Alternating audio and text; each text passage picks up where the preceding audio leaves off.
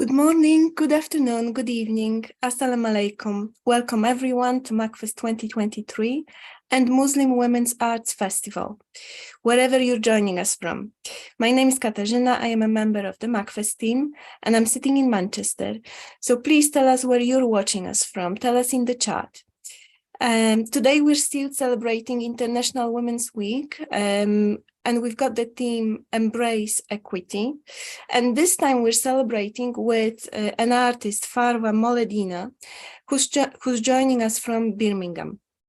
Our host for today is Seema Ansari, and we've got fantastic guest speakers today here, so please comment and ask questions.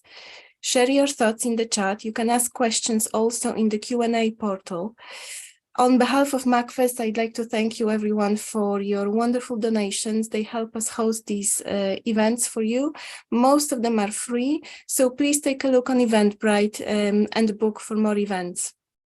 And follow MACFEST and Muslim Women's Arts Foundation on social media. We're on Facebook, Twitter, Instagram, LinkedIn, and TikTok. And when you're on social media, use our hashtag spread honey, not hate. Over to you, Seema. Thank you very much, Katarzyna. Just a little bit of background about me. I'm Seema Ansari. I've worked in education for about 25 years, and it was in college actually that I met Kesra.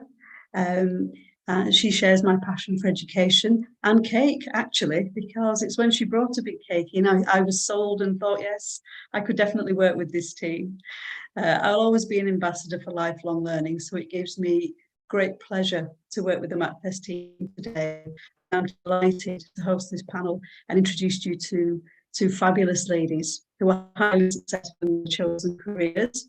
So the format for today is going to be, we're going to start with Farwa Moledina, who's a very talented young British Muslim artist, and we're going to have a discussion about her work and her background. We are then going to stop for a short break and introduce Sarah Mangan, who's the Consul General of Ireland, who's our guest speaker, and she's going to talk about her extensive career as a diplomat and her view and perspective on art from a different cultural background. Farwa is then going to come back and talk us through some of her artwork through a slide presentation and give us some context. And we will then finish with a question and answer session. So please have your questions ready at the end. Okay. So to start with then, so welcome, Farwa. This is your evening and your hour to shine and celebrate the work that you do. So if we start with a little bit about your background and how you came about your passion for art, please. Hi everyone, thank you so much for coming. Thank you, Seema. I think I've just always wanted to be an artist. It was never really a question for me. I have a very creative family. I'm very lucky to have 11 maternal aunts, mashallah. There used to be 12, but one passed away last April, and they were all incredibly creative. And, you know, they taught me everything from embroidery to henna to basic calligraphy. So I've always sort of grown up around, you know, being creative, and it was never really a question for me. That's what I wanted to do, and that's what I was lucky enough to be able to do. Okay, so what's your earliest memory of discovering art? When did you first think, wow, look at this, and this is what I want to do? I don't really think I have a specific memory of it. I don't remember going to museums and galleries much growing up. I think at that time in Dubai, there wasn't much of an art scene, and also, you know, the way that my parents were, they were creative in their own right, but museums and galleries was not something we ever even thought about. And I think that still exists in our communities, actually, which is, you know, what I'd like to change with my work. But I think it was just always being around this making, you know, whether it was henna or decorating the house for a milad or, you know, anything. It was just there was a constant like making happening, and I think that for me was the first art, the first exposure to art. And then I think the first museum or gallery I ever went to was once I moved here 12 years ago. And I think it was probably going to the MAC in Birmingham, which is a really lovely space. And it's an art gallery in the local park, which is, I think, really nice because it's easier to go to and it's accessible. And I think that was one of my first sort of experiences of an actual gallery space. Okay. So you're a well-established artist in England. So you're based in Birmingham currently. Yeah.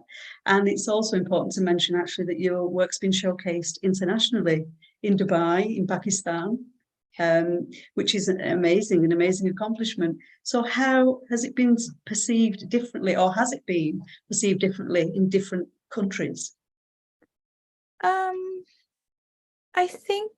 I think it has, because I think that audiences here may not immediately understand what I'm trying to say, or even why I'm trying to say it.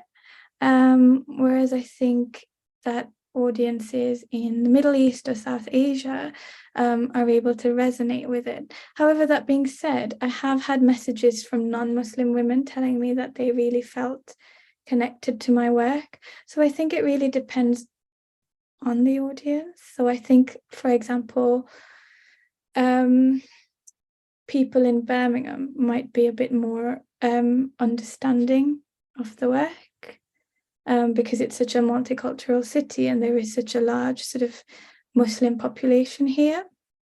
Unfortunately, I wasn't in Dubai when it was shown, so I wasn't able to sort of see how people interacted with the work. But I think that with adequate information, because I really like to give sort of a leaflet or something explaining some kind of exhibition guide, I think people do get it, kind of. So you mentioned just then, you're not sure what and why. So what is it you're trying to say through your art, and why are you trying to say it? The main thing for me that I explore in my work is my identity as a Muslim woman, and my faith. And I think people just don't understand the status of women in Islam, which is something that I try to explore in my work as well. So, I'll have people coming up to me when I'm showing a work about, women in Islam and the status, and I have people coming up to me and asking me if I think my religion values women, which is an unacceptable question, in all honesty, because I don't think that's something you should ask someone you've never met before. And I think that if they'd taken the time to read the work and, to understand the work, they wouldn't really be asking me that question, because I think the work speaks for itself. But that is what I'm trying to show, is that, Muslim women can do and have done incredible things throughout time, and there are so many Muslim women role models, both historically and in the contemporary, who get erased and whose histories are not known as much. And those are the histories and stories that I want to tell. Alongside also how sort of this perception of Muslim women comes so much from Western historical art. So looking at, Orientalist artwork and the narrative that gives, I think very much does impact how Muslim women are seen or have been seen. You mentioned it was an unacceptable question in your view, but do you feel a sense of satisfaction that you can actually then get your view across and speak to people and say and give the message that you want to give? Absolutely. And, I want people to learn, but at the same time, I was talking to another very established Muslim artist recently, and she was mentioning that there is such a prejudice against Muslim women in the arts, and specifically Muslim women who cover. I think, that's a whole other thing. And I just, that I want people to learn, but I don't think that people should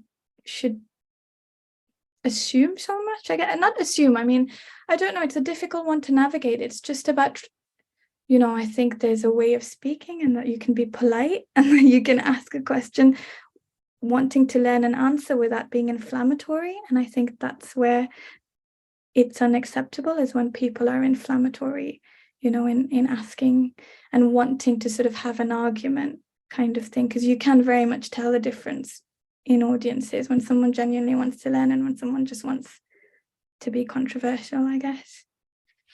Okay. So you talked about not having access to many museums and galleries growing up, or you didn't actually visit them as a young Muslim girl. So any other challenges or obstacles that you faced in chasing your dream? Yeah, I think so. I think the first university I went to in London wasn't for me. And I didn't really feel like I belonged there, and I got some awkward questions sometimes from tutors. And I was new here, and I was very quiet, and it made me, you know, I once got asked if I showed my ankles, if I thought the professor would go into a frenzy. That was his words exactly.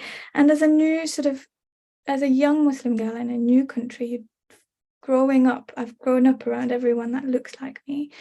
It's a difficult place to be in, and you don't know how to answer that kind of question, which is why I think the question I mentioned before was unacceptable, because the sort of microaggressions that you sort of have to deal with constantly, and it gets to a point where, you know, you wouldn't speak to another person that way.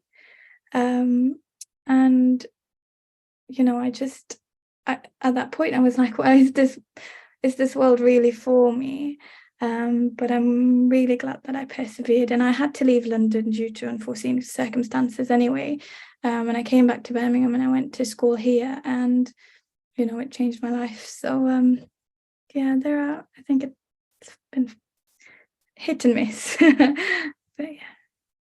Okay. Well, you've shown a great degree of resilience there, and it's clearly a passion that you wanted to follow because you stuck with it, and clearly it's worked out so well for you because you are an established artist. So you talked about how Muslim women are viewed in the contemporary world. What's your feeling on that now? Do you think that's changed over the years? I think that's really difficult to answer, because again, it depends on where you are, I think, and who you're surrounded by. And I think when I go into different cities or I'm in different circles, I always feel different. But I think there is more, like things like MACFEST, you know, are really great in having these conversations and, you know, getting more stories out in the open. And I'm hopeful that it's getting better and easier, but it's hard to say. Okay. And in terms of your journey, what personal circumstances have changed for you? How have you grown and evolved personally through your artwork? I've learned a lot through my artwork. I think it's brought me closer to my faith, for sure. Especially in one of the more recent pieces I've made, which I'll talk about in my presentation.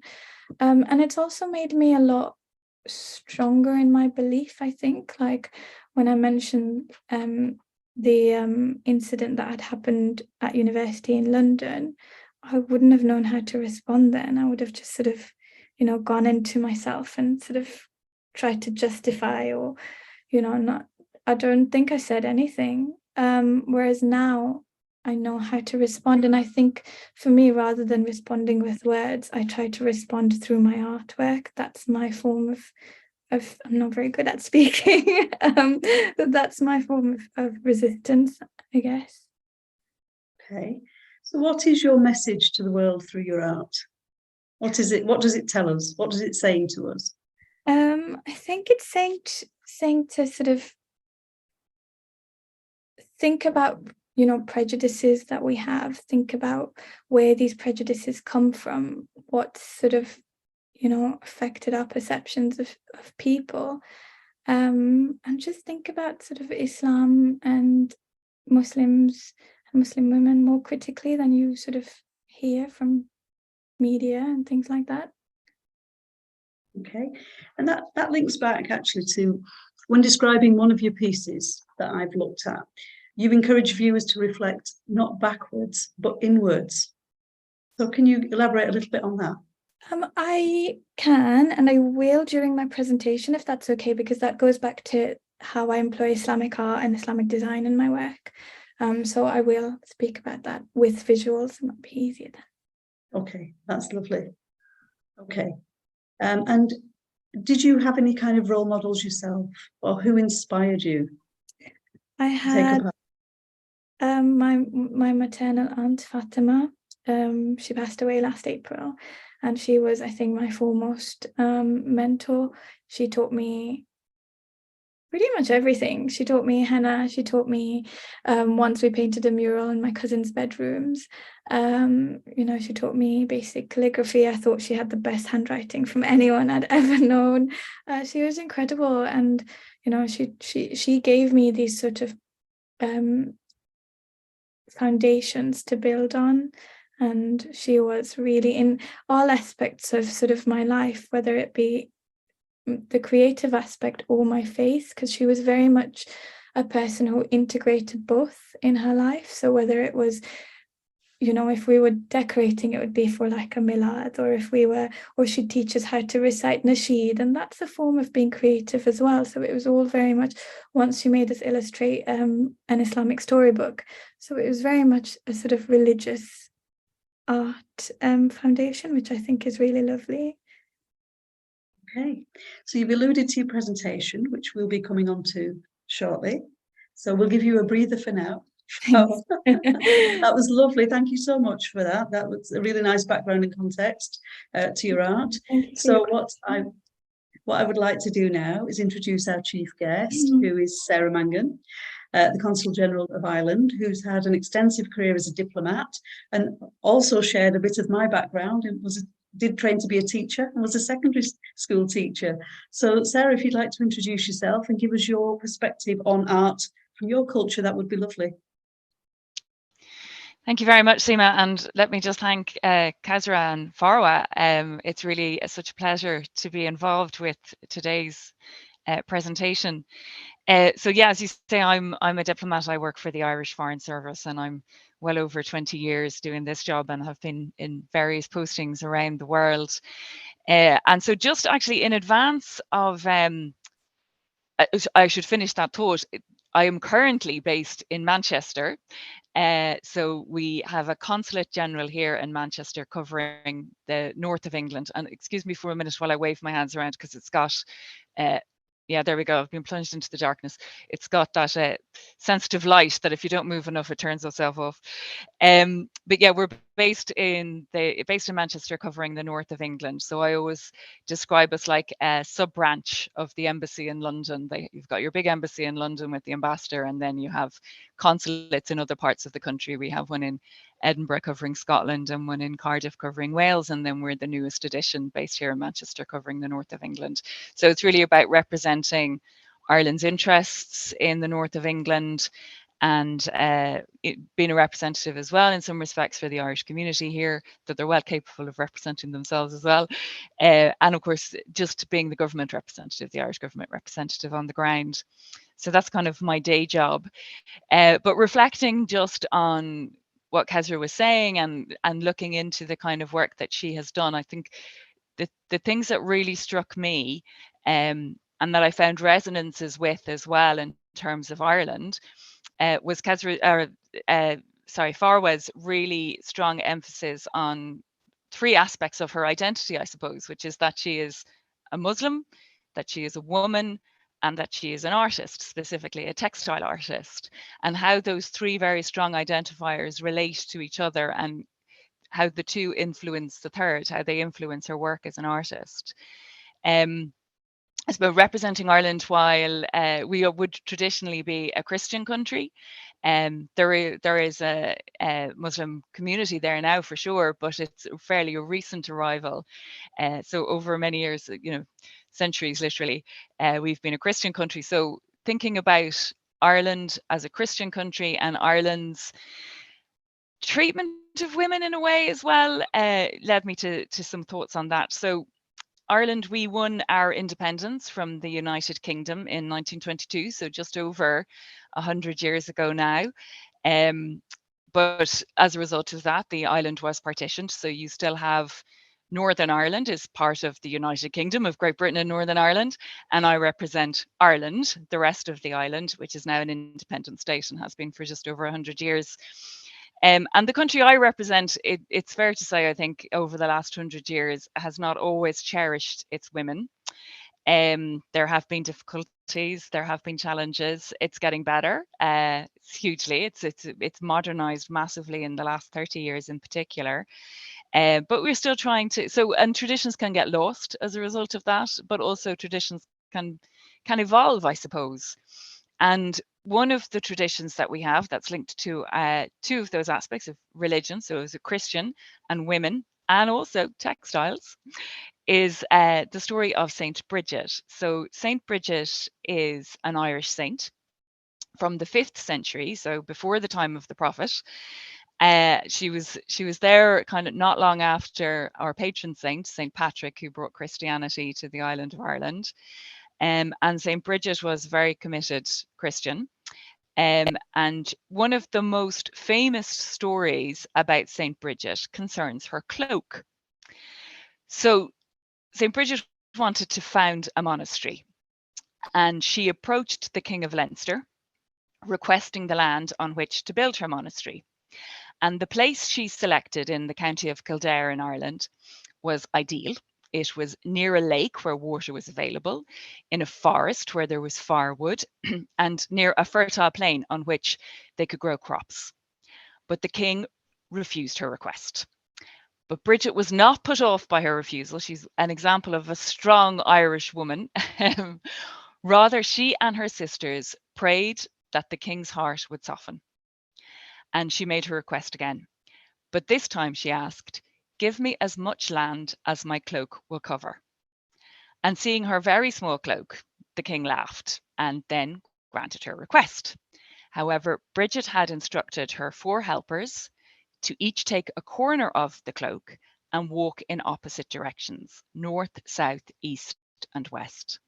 And as they did this, the cloak began to grow and it spread across many acres. So she now had enough land on which to build her monastery. So the king and his entire household were both dismayed and amazed, and they realized that this woman was truly blessed by God. The king became a patron of Bridget's monastery and helped her with money and with food and with gifts. And he later converted to Christianity. And it was on this land in Kildare that she built her monastery back in about 470. So I can't do my maths that quickly, but a very long time ago. So the story of St. Bridget is one that I would have grown up knowing, and the story of her cloak. And I suppose thinking about that and the evolution that's come from that, this year we had St. Bridget's Day is on the 1st of February, I should say. And this year, the Irish government decided that we needed an extra public holiday in Ireland. Thank you very much, Irish government. We now have 10, more than the UK. But when they were casting around as to when they should have that public holiday and thinking about, will we have another one in the summer when the weather's fine? Will we have it in the winter? Whatever. They settled on, and they did a public consultation about it as well, but they settled on St. Bridget's Day. And so that is now a public holiday, and we've had St. Patrick's Day, of course, for centuries, and that's been a public holiday since the founding of the state 100 years ago. It's very famous and identified with Ireland, but we now have St. Bridget's Day, a day named after a woman. And that was quite important in the decision making around it. But it also builds on the choosing of St. Bridget's Day as a public holiday. It builds on the efforts over the last number of years by my home department, the Irish Department of Foreign Affairs, to use St. Bridget's Day as an opportunity to celebrate the creativity of women. So even though it hasn't been a public holiday up until this year, we have used it as a day to celebrate women and specifically the creativity of women. And one of the projects that was run this year for St. Bridget's Day by the Department of Foreign Affairs was a project called Common Threads. And this linked back to the tale of St. Bridget's Cloak, where the department went out and asked its diplomatic missions, embassies and consulates around the world to approach textile artists, women who worked with fabrics, and asked them to create a piece of artwork from across the world. And 40 pieces of artwork were submitted, and they were then combined by the Irish Patchwork Society. And this final huge artwork celebrating the creativity of women in textile, linking it back to the story of St. Bridget, is now on display at the Irish Emigration Museum in Dublin. And it includes some patches, artwork submitted from Muslim countries as well. There's a couple from Ankara, there's one from Cairo, there's one from Jakarta, but from all across the world. So Abuja, Budapest, Kyiv, Shanghai, everywhere. And I think it's just a symbol as well, I suppose, of how women's stories and the creativity of women can be an enabler for us to connect, to celebrate what we do, regardless of what the religious background is, or the political background is. But linking it back to St. Bridget, I think the fact that it's a Christian saint matters less than the fact that it is a person of faith, which I think is what Farwa tries to get across in her artwork as well. So I've probably gone on too long, but those are some of my reflections, linking it back into my own world. Thank you so much for that, Sarah. That was such a fabulous story. And yeah, common threads. And that leads us nicely on to Farwa to do her slideshow and talk us through some of the context and some of the history behind the art pieces she's created. So over to you, Farwa. Thank you. Can we get the slides up, please? Wonderful. Thank you very much. So hi again, everyone. I'm an artist and I work primarily with textiles, like I think you've all figured out by now. I use imagery from art history, architecture, and my own culture and lived experiences to create patterns that often take the form of large textile installations. You can see one here. They take up my whole house. It's not very practical, but they explore faith, family, and the histories of Muslim women. The patterns are inspired by characteristics of Islamic design, such as recurrence, symmetry, and abstraction. Currently, I am interested in how the Western historical art narrative portrays the Muslim woman and whether this has impacted how we're viewed in the contemporary world. Next slide, please. Before I go into talking about specific pieces, I just wanted to give you a bit more of an insight into the two main elements of my practice, which are textile and Islamic design.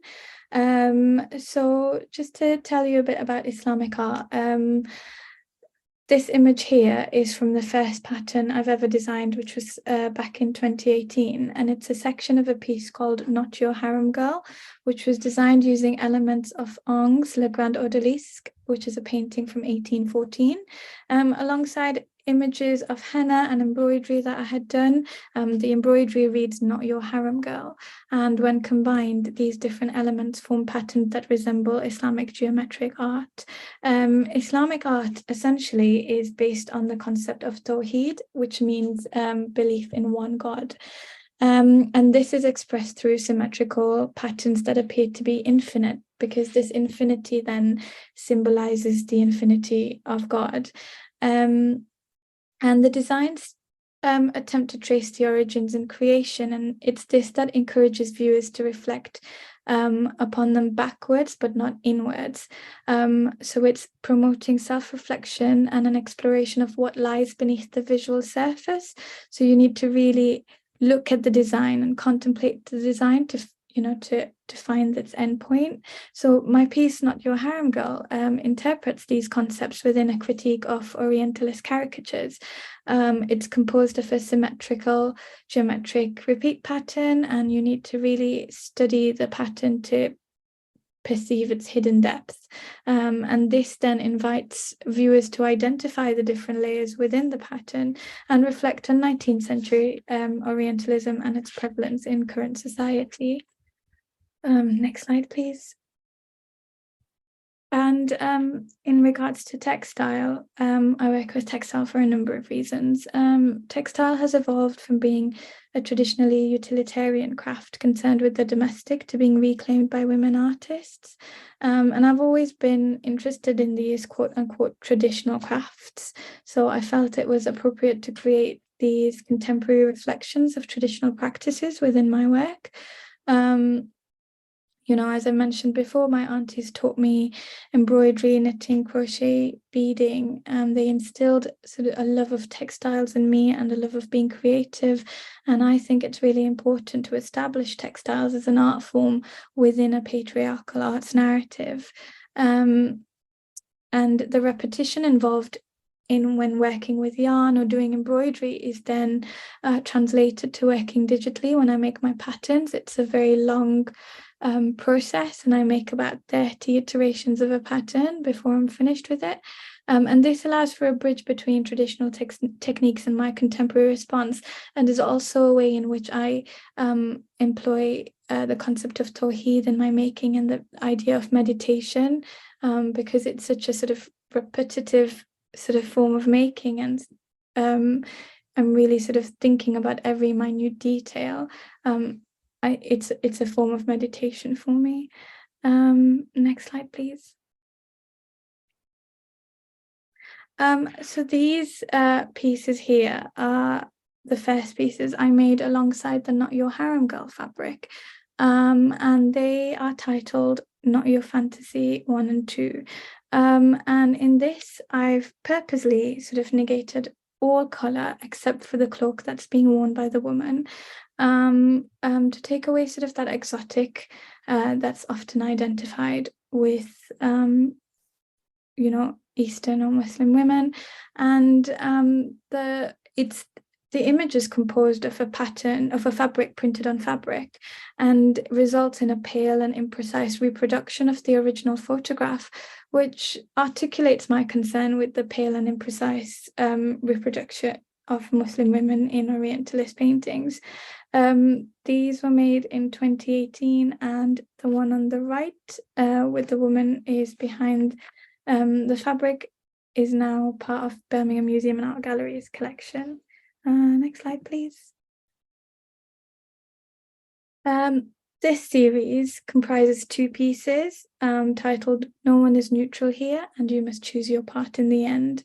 The titles for both pieces are taken directly from the poetry of late Palestinian poet Mahmoud Darwish. Excuse me. These prints are printed on voile, and in them an anonymous woman is photographed wrapped in the same Not Your Harem Girl fabric. Wearing this work like an armor, she is protected from the exoticization and misogyny often experienced by Muslim women, and is able to reclaim her space in history. No One is Neutral Here and You Must Choose Your Part in the End are taken at the Hagia Sophia in Turkey, although that isn't made obvious.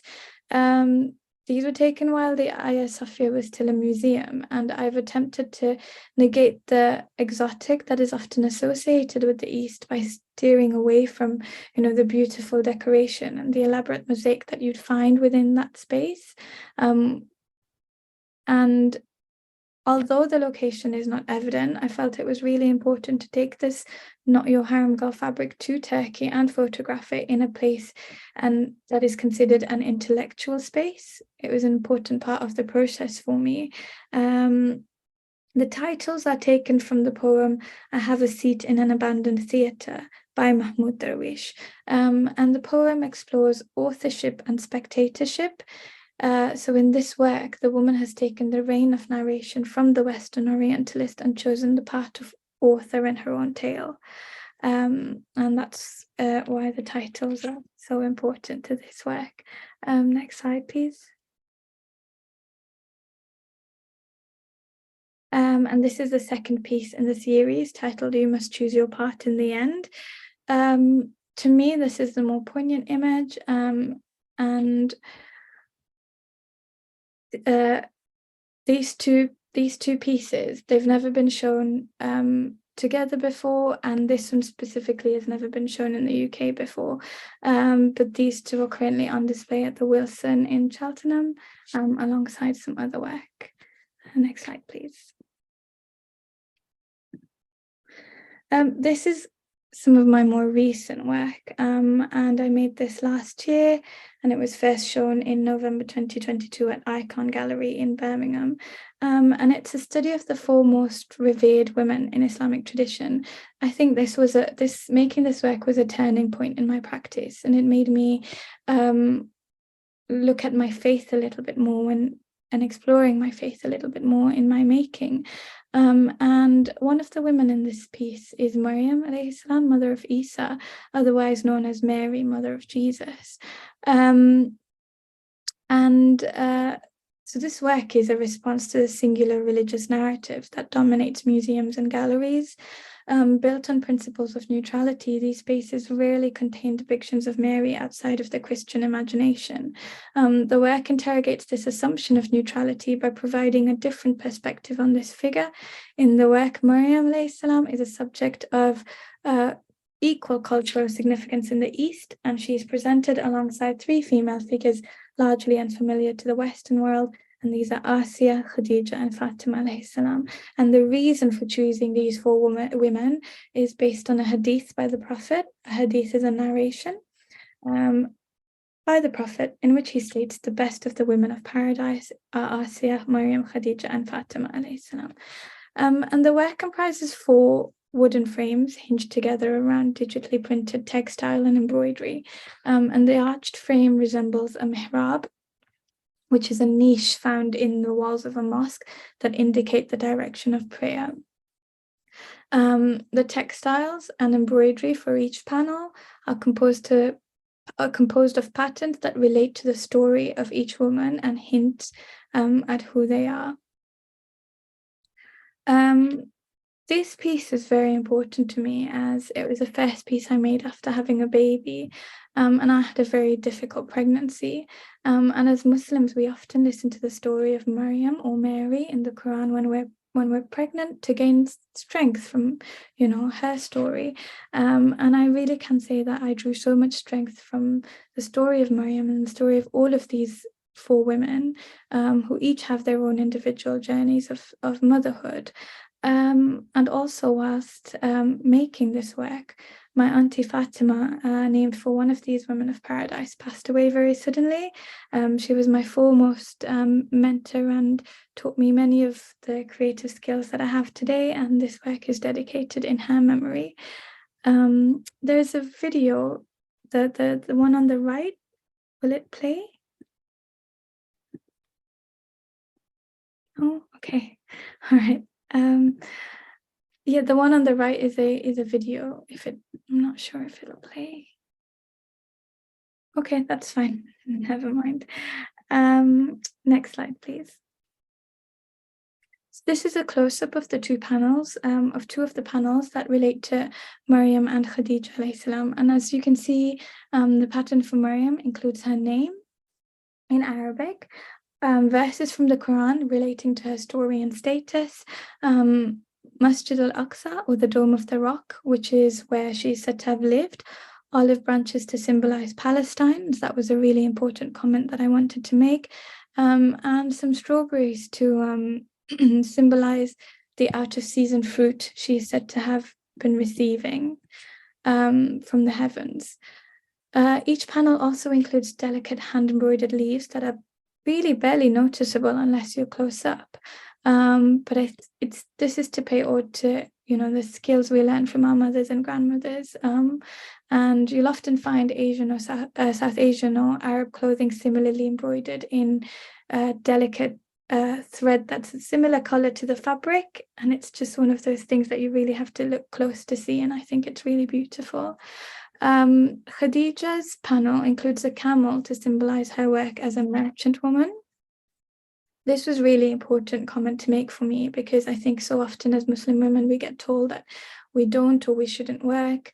However, our biggest role model was the wife of the Prophet, who was a merchant woman, and without whom the Prophet wouldn't have been able to propagate Islam, because of her financial contribution. She was not only an emotional source of support to him, but also a financial source of support. And I think that's a really important story that needs to be told and remembered.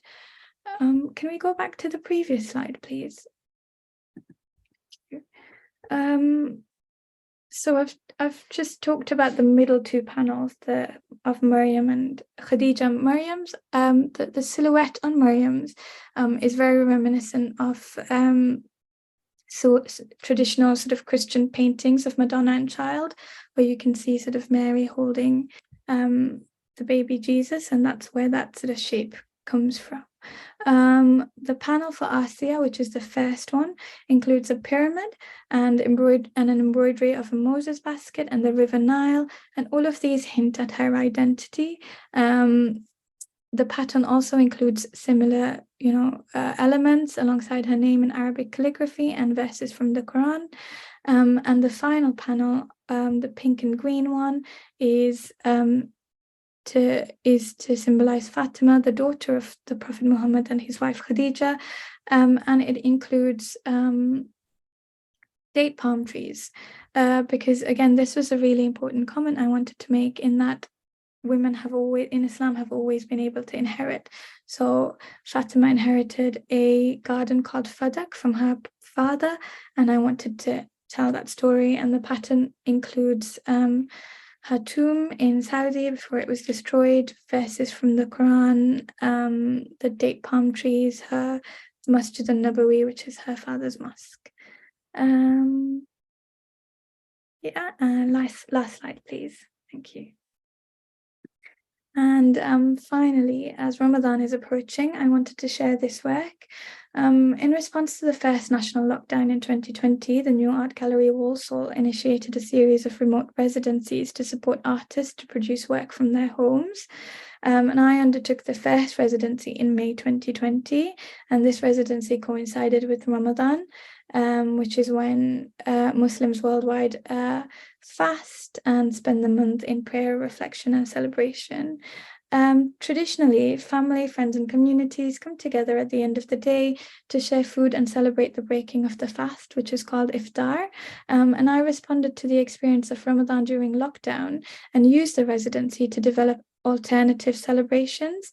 And I hosted virtual iftars every day for the whole month of Ramadan, which I shared through social media to encourage participation and interaction. The sharing of plates of food is an important aspect of Ramadan tradition for Muslims. And because we were unable to do this physically, I wanted to preserve this custom virtually. And so I put a call out and I asked people to send me images of their iftar that they had made. And every day I collated all of these images and I posted it on my Instagram story as a virtual iftar table.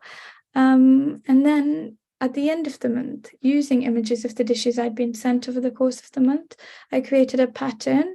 This pattern is particularly inspired by the 8-point star in Islamic geometry, which is made from 2 squares overlapping. And I use this pattern to create 2 sufras. And a sufra is a floor mat used for communal dining. And one sufra was used for display, which is the one you can see, and it's very large. It's about 4 meters long. And the second is a handling version, which was to be used for its intended purpose for communal eating, resting, and reflecting. And we were very lucky to actually have a chance to have a belated Eid celebration last year, where we used the sufra to lay food on it, to sit down together in the gallery and eat. And it was a really lovely community event. It's not immediately obvious that the pattern is made from images of plates of food. You need to really look at the work, again, as is with all of my patterns, to sort of figure out what they're made from. And I'm hopeful that as the viewer identifies the different layers within patterns, they begin to gain an understanding of the importance of Ramadan and of community in Islam. And over the 29 days of Ramadan, I received over 350 images from 96 different contributors living in 8 different countries. So it was a really wonderful community project in the end. And yeah, I won't take up any more of your time. Those are 4 or 5 of my more recent pieces, and I hope you enjoyed hearing about them.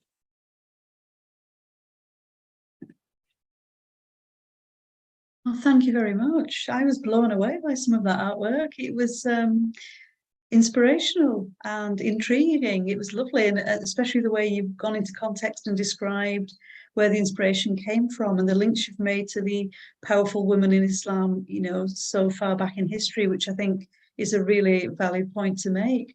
So thank you so much for that, Farwa. That was fab. Okay, we're open now for any questions and answers.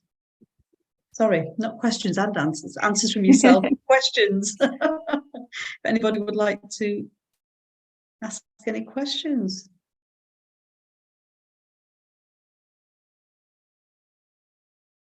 Okay, so one's come through for Sarah, actually, to start with. You talked about St. Bridget's Day, Sarah. Can you tell us kind of how you see this moving forward and what you would like to see celebrated? I mean, I think the St. Bridget's Day as a recognised day to celebrate women, I think is how we'd like to see it moving forward. And a recognition of women's contribution to society as well as to artistic life. As I say, it was before it became a public holiday. It has been a celebration in Ireland for many years and has taken many different forms. But a lot of it is linked back to creativity as well. One of the things that I would have done as a child is make St. Bridget's crosses, which are made from rushes, and they're quite distinctive as well. So yeah, I mean, I hope it's perhaps some recompense for some of the more darker chapters in our history in terms of how women have been treated. Interestingly enough, and just this week, in fact, it was announced that in terms of looking at women's role and place in society, we have our constitution, which was drawn up in 1937, and there's a particular part of the constitution that refers to women's place being protected in the home, which has become more controversial as the years have gone by, and there's now a commitment by the government to have a referendum on that particular part of the constitution, possibly to remove it and to recognise more that we need to move to a society of more gender equality. So perhaps the St. Bridget's Day is part of that recognition of women's equal value within society as well. Lovely, thank you.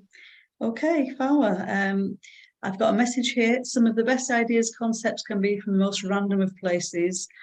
Love Farwa's work and distinctive style. Would love to know if she has any unusual or non-conventional sources for her inspiration. That's a very good question. I think for me, my inspiration really does come from my faith and my life. And I think that is not unusual, and it's not non-conventional, but I think it can be in that we all have very different lives, don't we? I mean, we all have very similar lives, and that's where our community comes in, but we have very different lived experiences.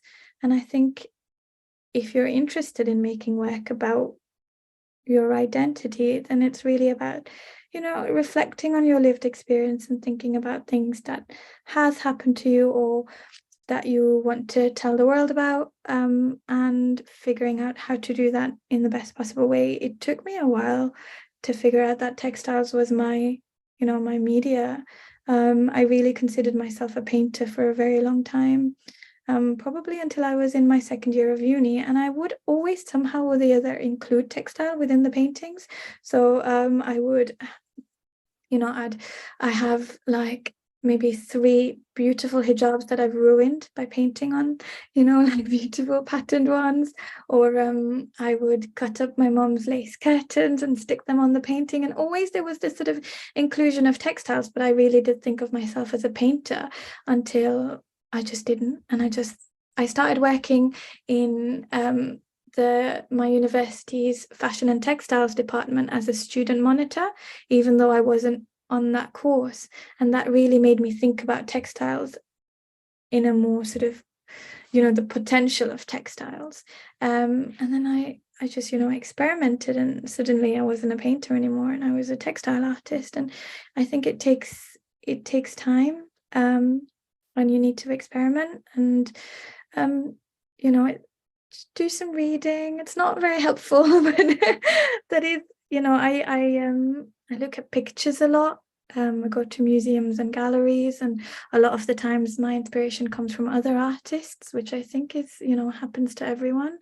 And yeah, just keep making, and you'll find what works. I think you've probably answered this question, but I'm going to say it anyway from Hajra. Have you any tips for budding artists to come up with unique work? If you have, you're probably not going to share.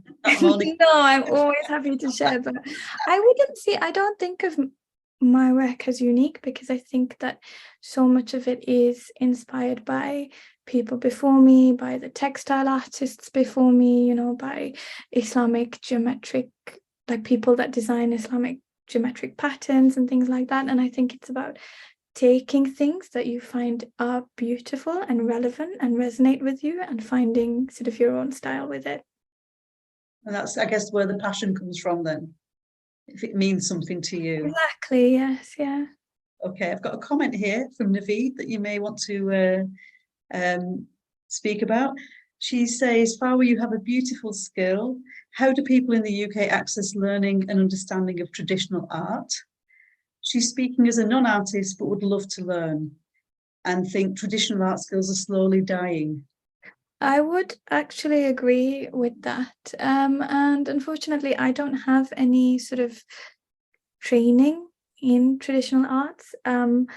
But I try and do some reading, you know, I try and learn online. But for example, I can't do Islamic geometric art in the traditional way with, you know, like a compass and measuring it all out, because I don't know how to, and I think it's an incredible skill. So I translate that into the digital and make that using Photoshop. It's a lot easier.